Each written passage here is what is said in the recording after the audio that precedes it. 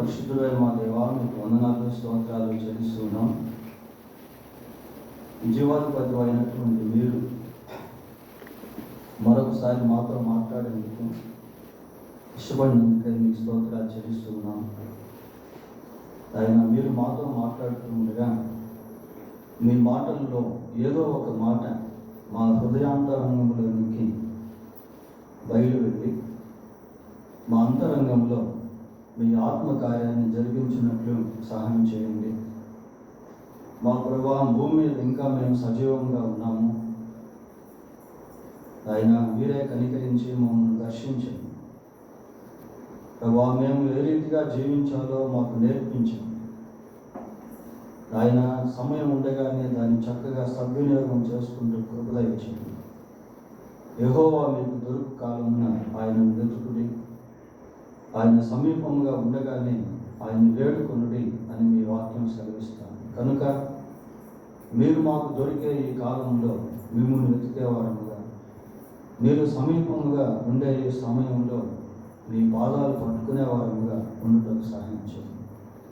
అపాత్రుడను అయోగ్యుడను అయిన నన్ను కూడా మీ కృపలో జ్ఞాపకం చేసుకొని పరిశుద్ధపరిచి బలపరిచి మీరే వాడుకొని మహిమ పొందమని మా రక్షకుడైన యేసుక్రీస్తు ఉన్నతమైన నామంలో ప్రార్థన చేస్తున్నాము తండ్రి. ఆమేన్.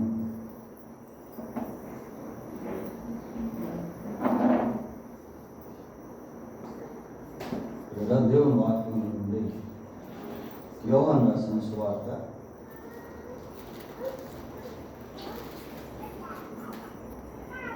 1వ అధ్యాయం. యోహాను సువార్త 1వ అధ్యాయం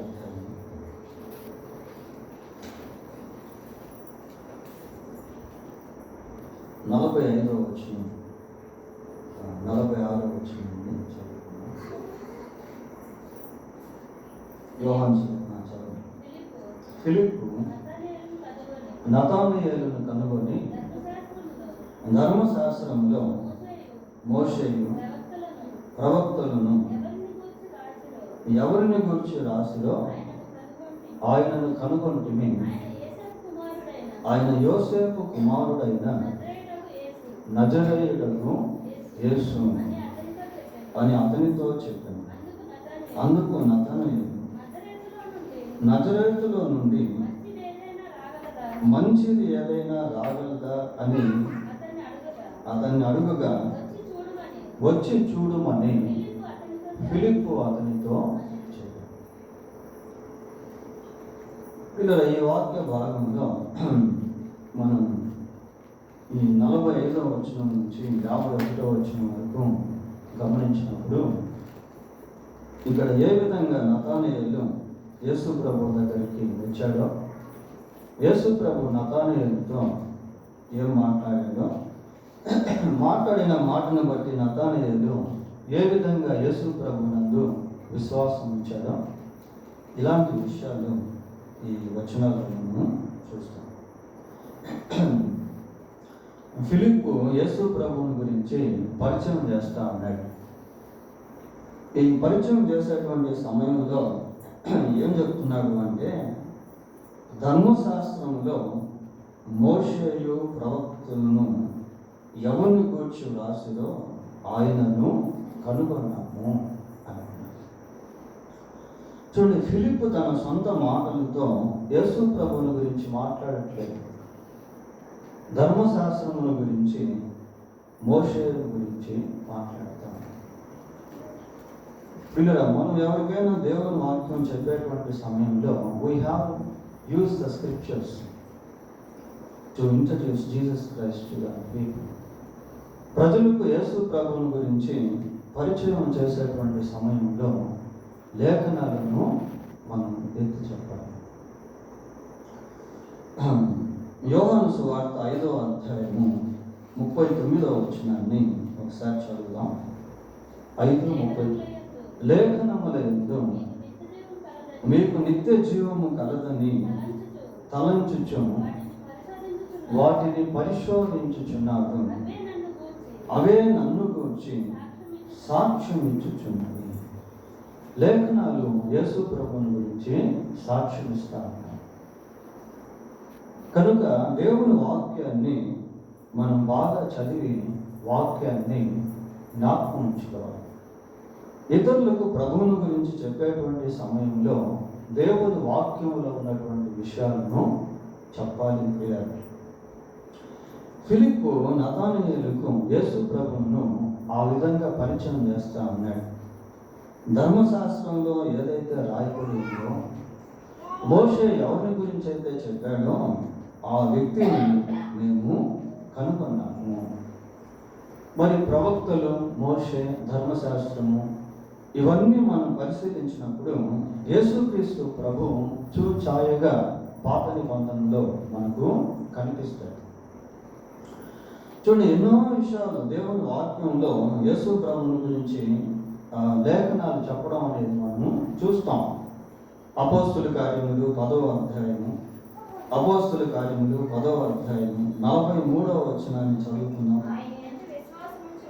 ఆయన యందు విశ్వాసముంచు వాడెవడో వాడు ఆయన నామము మూలముగా పాప క్షమాపణ పొందునని ప్రవక్తలందరూ ఆయనను గురించి సాక్ష్యం ఇచ్చుచున్నారు.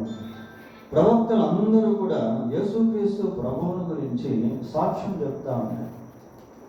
వాడు ఇస్తున్నటువంటి సాక్ష్యం ఏంటి అని అంటే, ఎవరైతే యేసుక్రీస్తునందు విశ్వాసం ఉంచుతారో వారు పాప క్షమాపణ పొందుతారు. ఎంత మంచి మాటలు పిల్లలు! లోకంలో ప్రజలకి సత్యం తెలియక పాప క్షమాపణ పొందక ఎంతో మంది ఆ నిత్య నరకానికి పాత్రలు అవుతారు. So we must know the scriptures what they says about Jesus Christ. కాబట్టి లేఖనాలు యేసుక్రీస్తు ప్రభువుని గురించి ఏం చెప్తున్నాయో అన్నటువంటి దాన్ని మనము పరిశీలించి తెలుసుకోవాలి.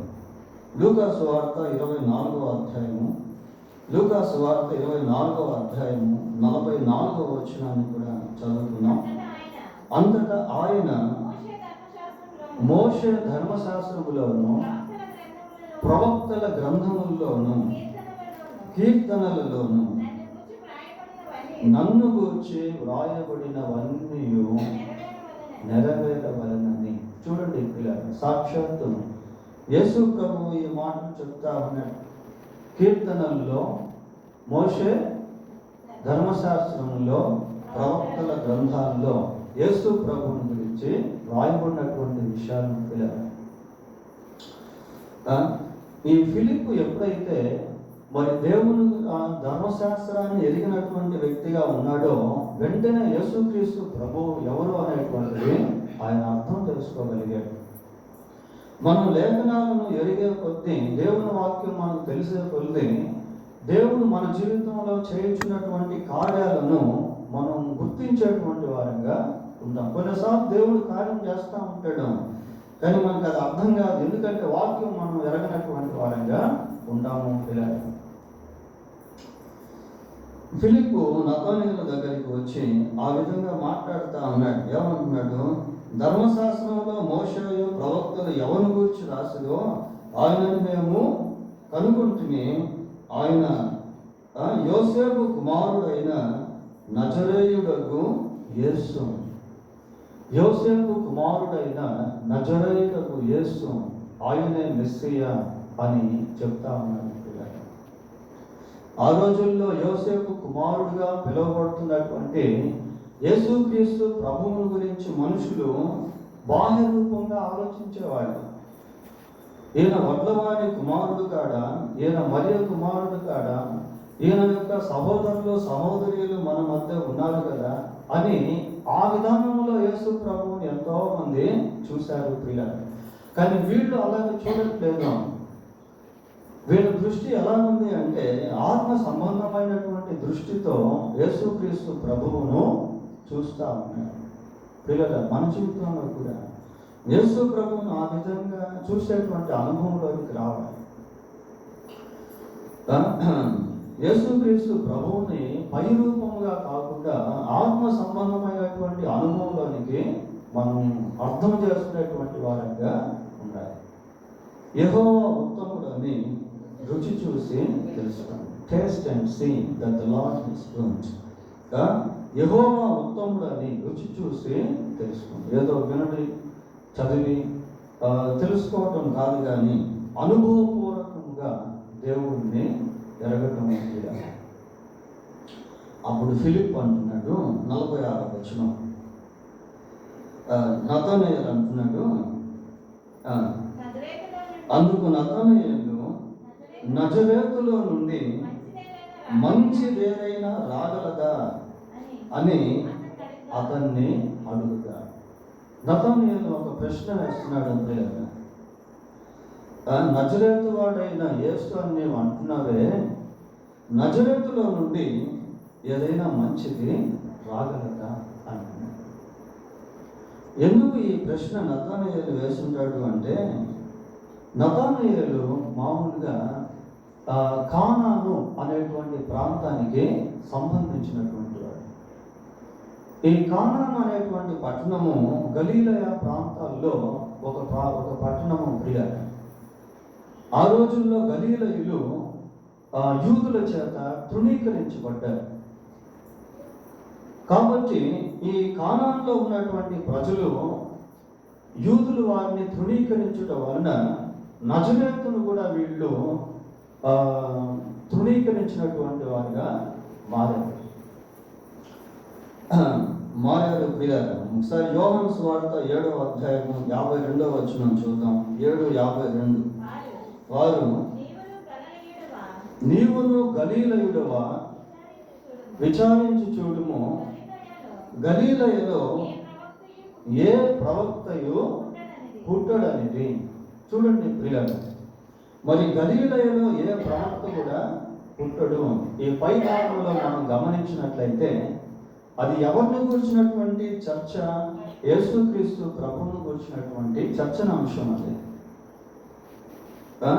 గలీలయలో ఏ ప్రవక్త కూడా పుట్టడు, నజరేతులో నుండి మంచిదేది కూడా రాదు అనే ఉద్దేశంతో వారు నింపబడ్డారు.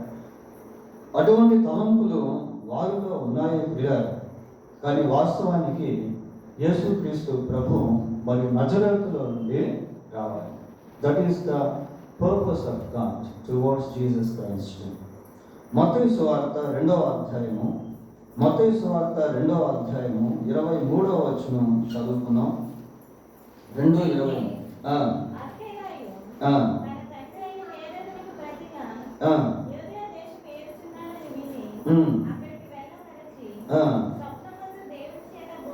స్వప్నమందు దేవుని చేత బోధింపబడిన వాడై గలీలయ ప్రాంతమునకు వెళ్ళెను. నజరేతను ఊరికి వచ్చి అక్కడ కాపురం ఉండెను. ఆయన నజరేయుడు అనబడునని ప్రవక్తలు చెప్పిన మాట నెరవేరునట్లు ఇలాగూ జరిగింది. చూడండి ప్రియులారా, యేసు ప్రభువుని గురించి ప్రవక్తలు ఏదైతే చెప్పారో అవి తూచా తప్పకుండా జరుగుతూ ఉన్నాయి. ఆయన నజరేతు వాడు అని పిలువబడాలి కాబట్టి అక్కడ ఒక ప్రాఫెసీ నెరవేరబడుట అనేటువంటిది మనం చూస్తూ ఉన్నాం. అయితే ఇక్కడ మనం గమనించాల్సింది ఏంటి అంటే, ఈ నతనయేలు ఫిలిప్ చెప్పినటువంటి వెంటనే నమ్మట్లేదు. ఫిలిప్ చెప్పిన వెంటనే నతనయేలు నమ్మకుండా ఒక ప్రశ్న వేస్తున్నాడు ప్రియులారా. ఏమని ప్రశ్న వేస్తున్నాడు? నజరేతులో నుండి మంచిదేదైనా రాగలదా? దేవుని వాక్యముల గురించి ఎవరైనా చెప్తూ ఉన్నటువంటి సమయంలో మనలో కూడా ఒక చలనం అనేటువంటిది కలగాలి ప్రియులారా. మనం ఎప్పుడైతే లేఖనాలను ఎరిగినటువంటి వారముగా ఉంటామో, లేఖన పరిశోధన ఎప్పుడైతే మనం కలిగి ఉంటామో, అప్పుడు దేవుని వాక్యాన్ని మనం ఎంతో చక్కగా అర్థం చేసుకునేటువంటి వారంగా ఉంటాం. ఈ రోజుల్లో గమనించినట్లయితే దేవుని వాక్యాన్ని కలిపి చెరిపేడే బోధలు అనేటువంటివి విస్తరిస్తూ ఉన్నాయి. ఎన్నో ప్రాంతాల్లో భిన్నమైనటువంటి బోధల చేత ప్రజలు బంధించబడి సత్యములో నుండి తొలగిపోతూ ఉన్నారు పిల్లలు. కనుక దేవుని వాక్యాన్ని ఎవరైనా చెప్తూ ఉన్నటువంటి సమయంలో అబ్జర్వేషన్ అనేటువంటిది చాలా ప్రాముఖ్యము, పరిశీలన అనేటువంటిది చాలా ప్రాముఖ్యము. అపోస్తుల కార్యములు 17వ అధ్యాయము, అపోస్తుల కార్యములు 17వ అధ్యాయము 10-11 వచనాలు. వెంటనే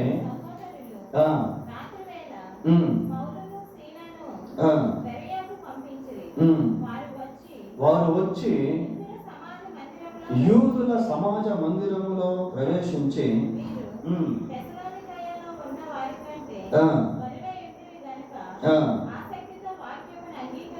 ఆసక్తితో వాక్యమును అంగీకరించి పౌలుయు శీలయు చెప్పిన సంగతులను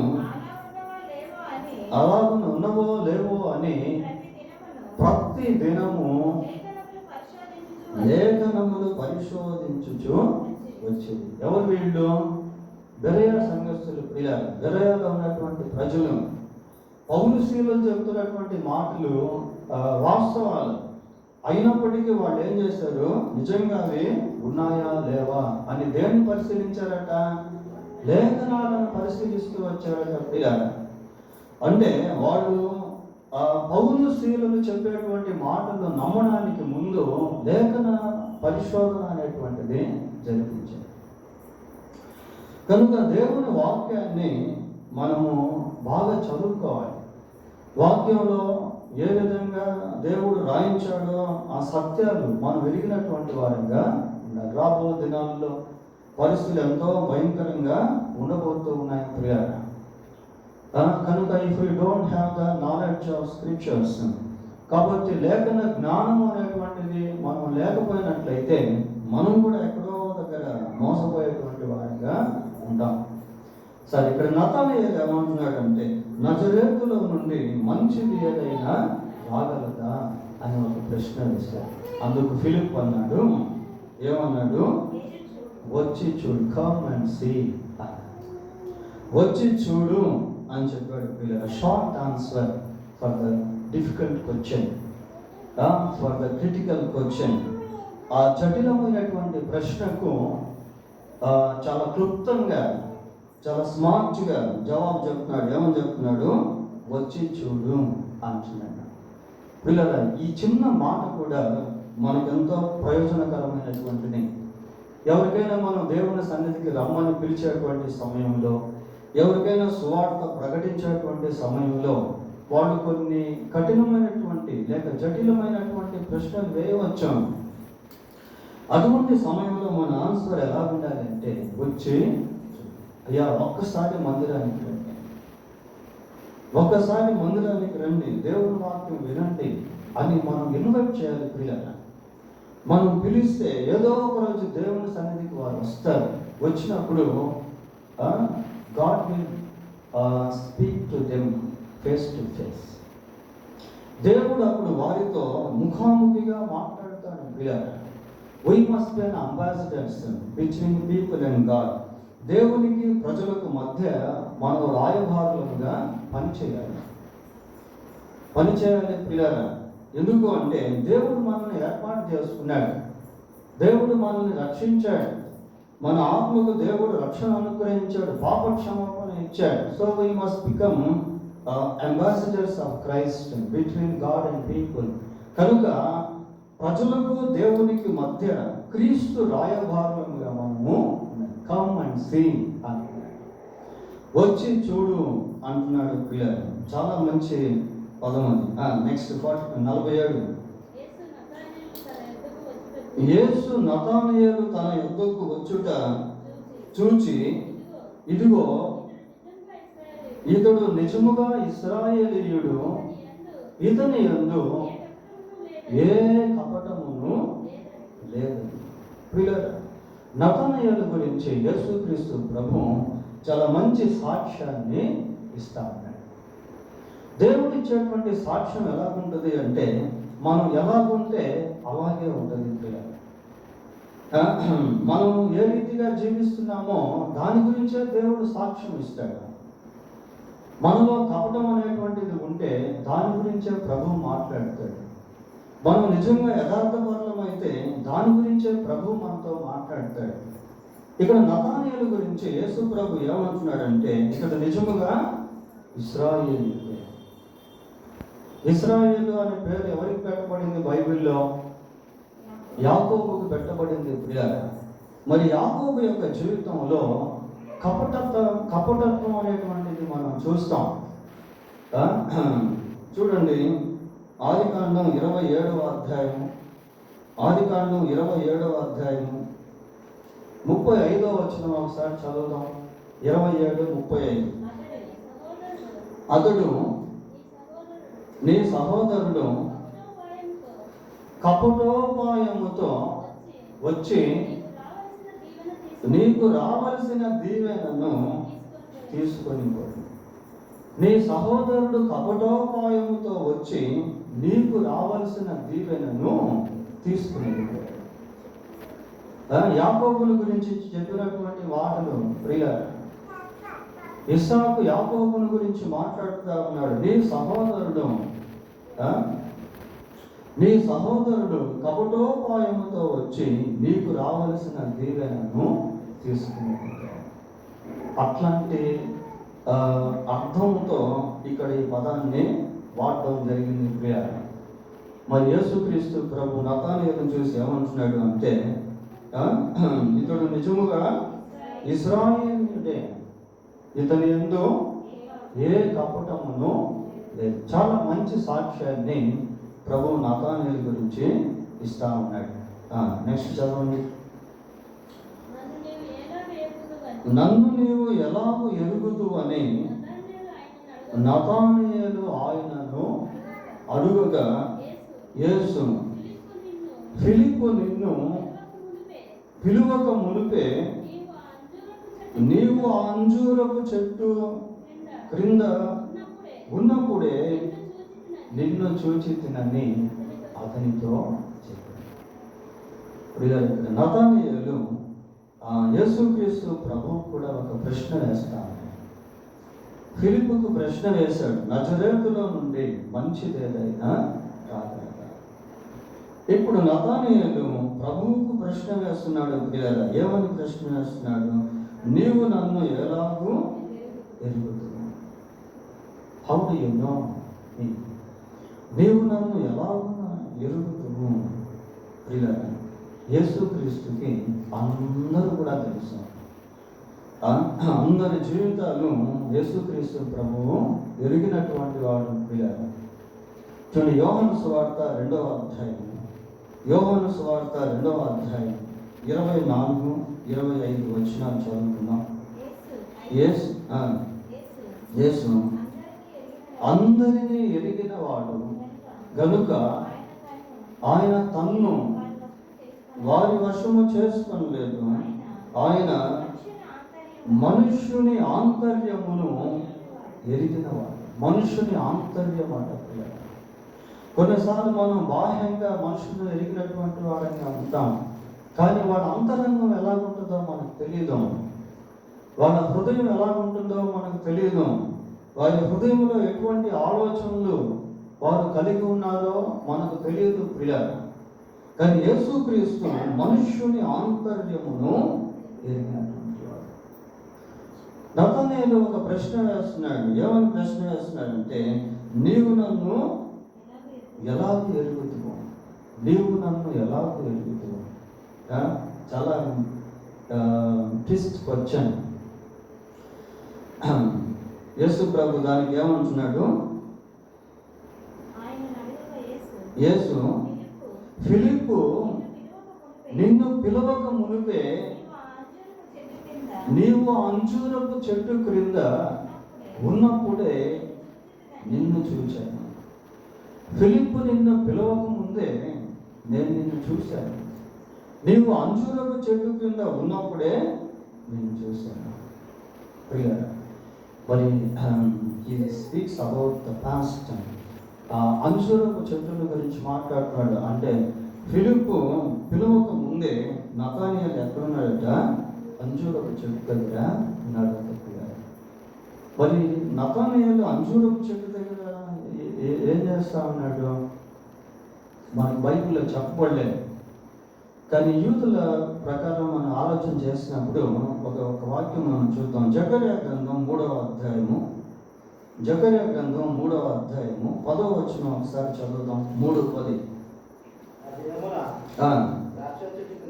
ద్రాక్ష చెట్టు క్రిందను అంజూరపు చెట్టు క్రిందను ఏమదా కూర్చుండుటకు మీరందరూ ఒకరినొకరు పిలుచుకొని పోతురు. ఇదే సైన్యములకు అధిపతి యెహోవా. పిల్లరా, కొంతమంది యూదులు అంజూరపు చెట్టు క్రింద కూర్చొని మరి దేవుణ్ణి ధ్యానించేటువంటి సాంప్రదాయాన్ని కలిగి ఉంటారు. బహుశా ఈ నతానీయులు అంజూరపు చెట్టు దగ్గర, ఆ అంజూరపు చెట్టు కింద కూర్చొని మెడిటేషన్ చేస్తూ ఉండవచ్చు, దేవుని కూర్చున్నటువంటి ధ్యానాన్ని కలిగి ఉండవచ్చు. చూడండి, ఇక్కడ మనం గమనించాల్సింది ఏంటి అని అంటే, దేవునితో మనం గడుపుతున్నటువంటి సమయం, దేవుని వాక్యంతో మనం గడుపుతున్నటువంటి సమయం, దేవుని వాక్యాన్ని ఎలా చదువుతున్నాం, ఎంతగా చదువుతున్నాం, వాక్యాన్ని ఏ విధంగా ధ్యానం చేస్తూ ఉన్నాం, దేవునితో ఎంత సమయాన్ని గడుపుతూ ఉన్నాం, దేవుని గురించినటువంటి ఆలోచనలు మనకు ఎలా ఉన్నాయి, మన తలంపులు ఎలా ఉన్నాయి, ఇవన్నీ కూడా దేవుడు పరిశీలిస్తూ ఉంటాడు. అపోస్తుల కార్యములు 9వ అధ్యాయము, అపోస్తుల కార్యములు 9వ అధ్యాయము 11వ వచనాన్ని చదువుకుందాం. అతడు ప్రభువా, అందుకు ప్రభువు నీవు లేచి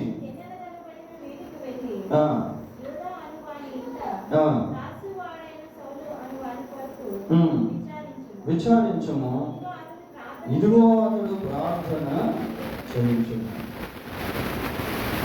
ఇదిగో అతడు ప్రార్థన చేయించున్నాడు అని సౌలు గురించి దేవుడు అననీయతో మాట్లాడుతూ ఉన్నాడు. పిల్లలు, సౌలు ప్రార్థన చేస్తూ ఉండుట దేవుడు ఇక్కడ మెన్షన్ చేస్తా ఉన్నాడు.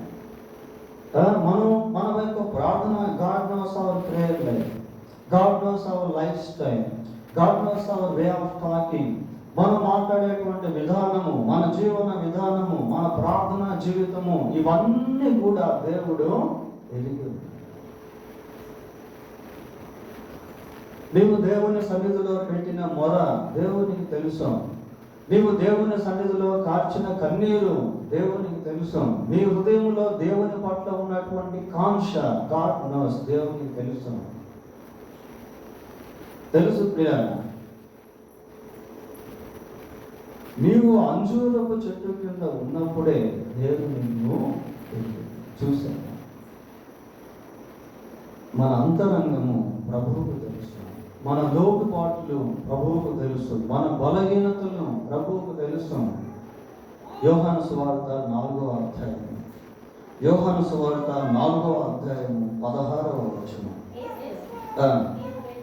నీవు వెళ్ళి నీ పెనిమిటిని పిలుచుకొని ఇక్కడికి రావు. God speaks to her to bring her husband to him. దేవుడు ఆమెతో మాట్లాడుతున్నాడు. ఏమని మాట్లాడుతున్నాడు? నీవు వెళ్ళి నీ పెనిమిటిని ఇక్కడికి తీసుకురా, నీవు వెళ్ళి నీ భర్తను నా దగ్గరికి తీసుకునిరా అన్నట్టు మాట్లాడుతున్నాడు.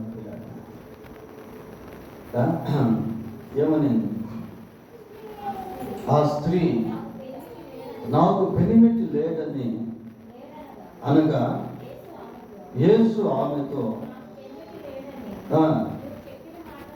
నీవు చెప్పిన మాట సరియే, నీకు 5 పెనిమిట్లు ఉండేవి, ఇప్పుడు ఉన్నవాడు నీ పెనిమిటి. మాట చూడండి,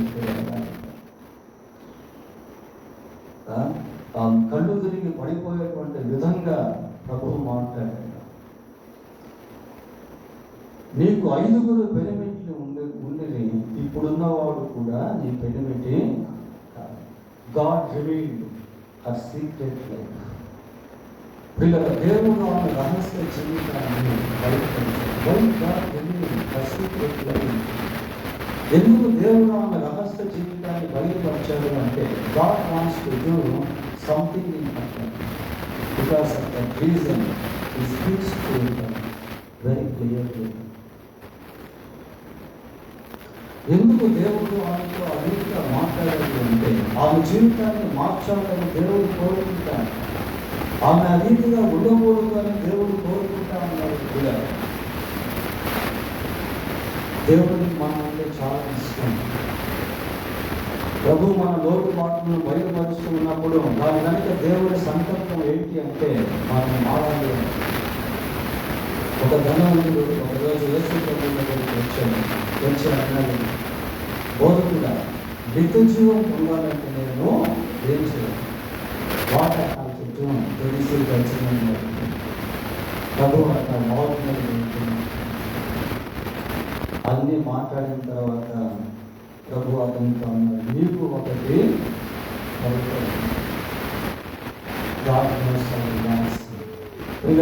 మన కొరతలు దేవునికి తెలుసు, మన బలహీనతలు దేవునికి తెలుసు, మన గత జీవితం దేవునికి తెలుసు, మన ప్రస్తుత జీవితం దేవునికి తెలుసు.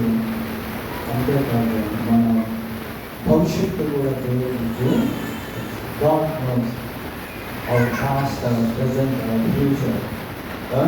నీకు 5 పిల్లలు గతం గురించి మాట్లాడుతున్నాడు, ఇప్పుడున్నవాడు ప్రస్తుతం గురించి మాట్లాడుతున్నాడు. అంతకుముందు ఎప్పుడు సమరస్త్రీ యేసు ప్రభు ఎప్పుడు సమరస్త్రీతో that is the first time. అదే మొదటిసారి. ఈ రోజుల్లో దేవుడు మనుషులతో ఎన్నోసార్లు మాట్లాడతాము, దాన్ని ఒక్కసారి కూడా మనిషి మారుతాడు.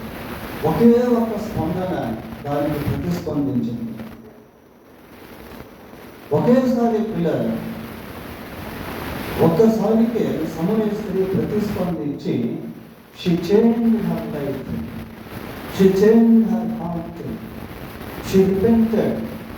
ఒకే ఒక్కసారి దేవుడు ఆమెతో మాట్లాడితే ఆమె హృదయాన్ని మార్చేస్తుంది, ఆమె జీవితాన్ని మార్చేసుకుంది, ఆమె మారు మనసు పొందుతుంది. she became a great witness of Jesus Christ.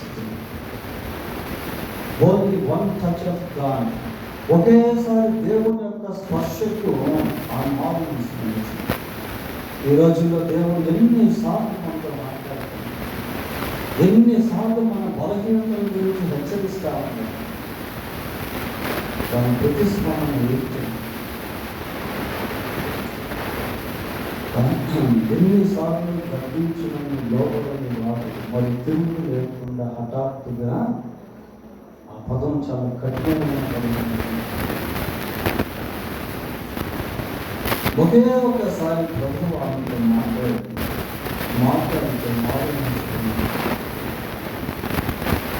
అవకాశాలు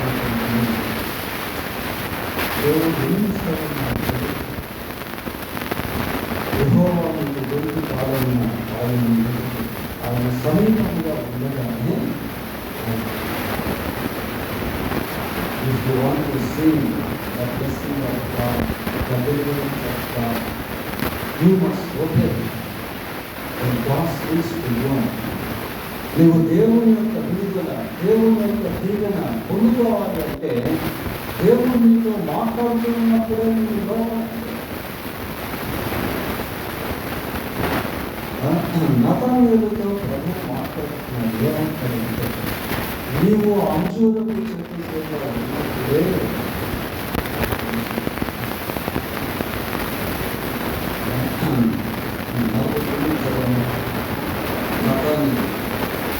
గౌరవుగా నీవు దేవుని కుమారుడము ఇశ్రాయేలు రాజు.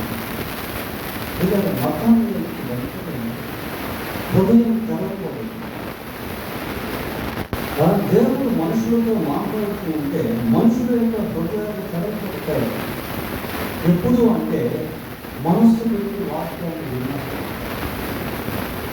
ఈమె గ్రంథంలో ప్రభు ఒక మాట్లాడారు. ఏమంటారంటే హిందువులని నేను ఎవరితో మాట్లాడలేదు, వినుటకు వారు తమ మనస్సును సిద్ధపరుచుకొనరు గనుక వినలేకపోయి. వినుటకు వారు మనస్సును సిద్ధపరుచుకొనలేకపోయారు, అందుకే వినలేకపోతుంది. మనం కూడా దేవుని సన్నిధి కష్టం అంటాం, కనబడతానే అంటాం, వింటున్నట్టుగానే అంటాం. మతమీయుడు చాలా స్పష్టంగా యేసుక్రీస్తు ప్రభువుని గురించి అర్థం చేసుకొని ఇప్పుడు సాక్ష్యం ఇస్తున్నాడు. ఏమంటున్నాడు? నీవు దేవుని కుమారుడము ఇశ్రాయేలు. అంతకుముందు అన్నాడు నజరేతులో నుండి మంచి దేవుడుగా. ఇప్పుడు అంటున్నాడు నీవు దేవుని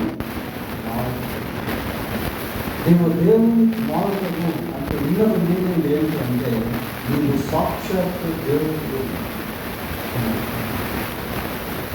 దేవుని కుమారుడు అంటే దేవుడు అని అర్థం తెలియాలి ధర్మశాస్త్రం ప్రకారం.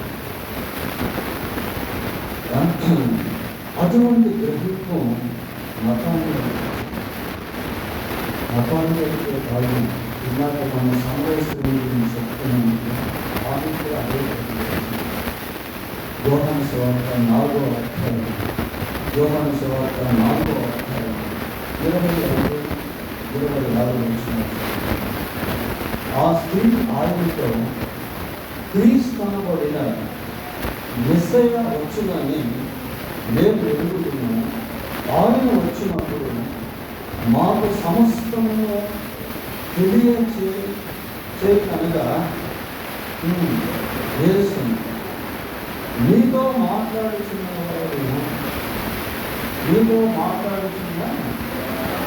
నేనే ఆయనని, నీతో మాట్లాడుతున్నా నేనే. ఆ మాటకి సమర్పిస్తూ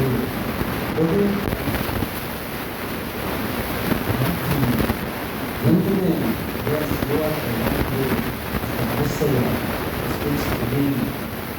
నాతో మాట్లాడుతున్నటువంటి నువ్వే గ్రహించింది.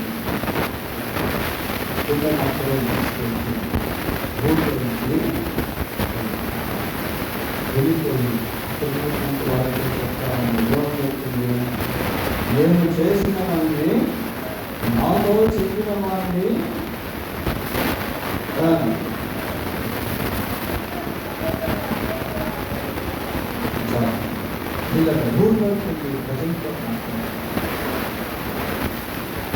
నేను చేసిన వాడిని నాతో చెప్పిన వాడిని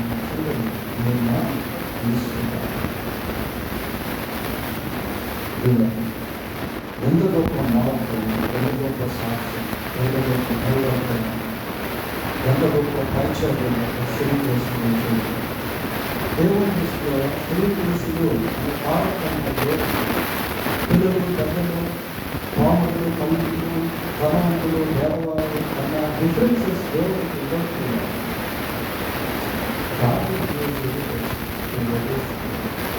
ఎవరు దేవుడిని లోపల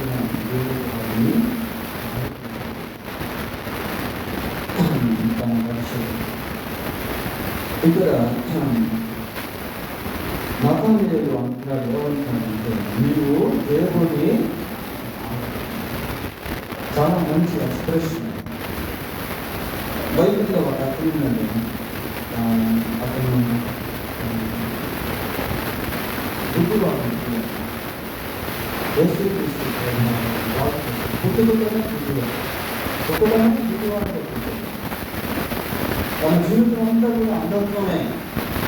8 సంవత్సరాలు అటువంటి అంధకారంలో జీవించడం మనకు తెలియదు. కానీ ఒకరోజు రానే వచ్చింది. ఆ రోజు వెళ్తూ ఉంటే శిష్యులు తప్పకుండా వెళ్తూ చూపించి గుడ్డివాడు పుట్టుకకు గుడి బాగా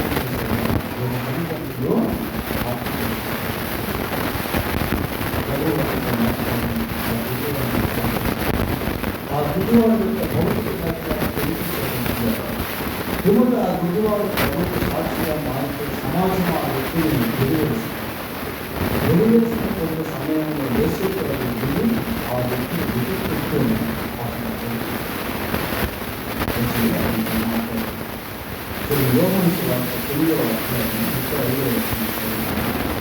పరిసయ్యులు వారిని వెలివేసిరని యేసు విని వారిని కనుగొని, నీవు దేవుని కుమారుని యందు విశ్వాసం ఉంచుతున్నావా అని అడిగాను.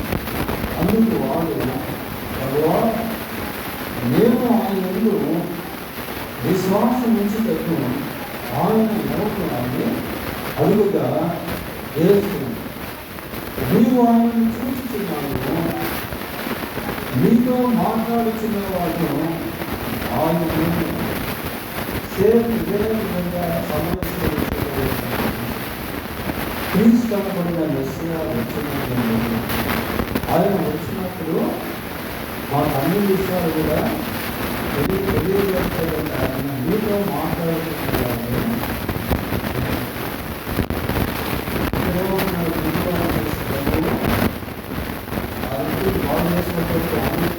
కళ్ళు తెలిసినటువంటి నీవు ఆయనను చూచుచున్నాడు, నీతో మాట్లాడుతున్న వాడు